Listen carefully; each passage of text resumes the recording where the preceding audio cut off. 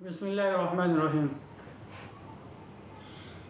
مسئلہ یہ ہے کہ ایک آدمی نے خواب دیکھا، بہت اچھا خواب دیکھا یا برا خواب دیکھا، تو اپنا خواب وہ بیان کس سے کرے؟ اپنے خواب کے بارے میں وہ کس کو بتائے؟ تو خواب کے بارے میں اللہ کے نبی صلی اللہ علیہ وسلم نے فرمایا ہے کہ لا تحدث رؤیاک الا حبیبا او لبیبا،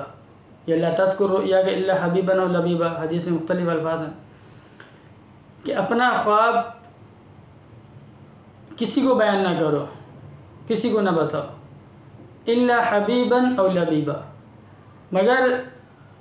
یا تو حبیب ہو، مطلب کہ بہت اچھا دوست ہے، بہت مخلص ہے،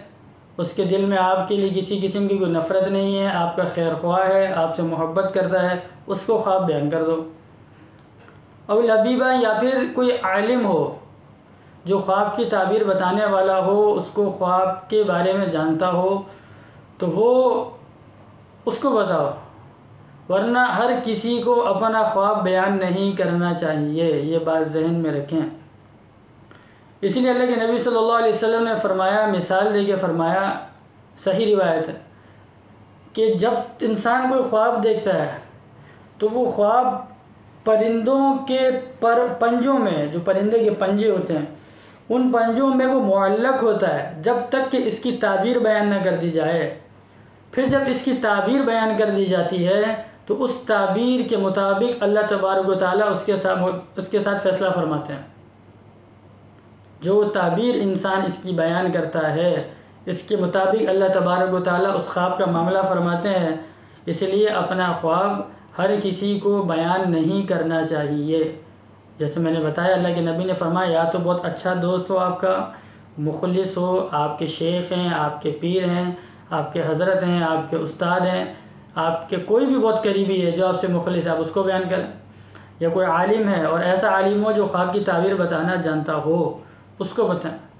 اور ہمیشہ ایک بات یاد رکھیں کہ خواب بیان کرتے وقت حالات پورے بیان کیا کریں کہ بھائی یہ حالات زندگی ہیں، یہ پریشانی ہے اور یہ میں نے خواب دیکھا ہے۔ سمجھ یہ بات کو، خالی خواب بتا دیا، پیچھے کا سنیریو پورا بیک گراؤنڈ کچھ بتایا نہیں، بس اتنا سے ٹکڑا بتا دیا،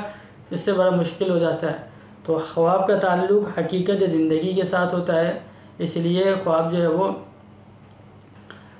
پورا بتایا کریں کہ یہ میرے حالات ہیں، ان حالات میں نے یہ خواب دیکھا ہے۔ میرے روزگار کا مسئلہ ہے، شادی کا مسئلہ ہے، کاروبار کا مسئلہ ہے، تجارت کا مسئلہ ہے، گھر کا مسئلہ ہے، سفر کا مسئلہ ہے، حج کا مسئلہ ہے، عمرے کا مسئلہ ہے، اولاد کا مسئلہ ہے۔ جس مسئلے میں اب کرنٹ میں چل رہا ہوں اس کے اندر میں نے یہ خواب دیکھا ہے، تو اس کی تعبیر کیا بنتی ہے؟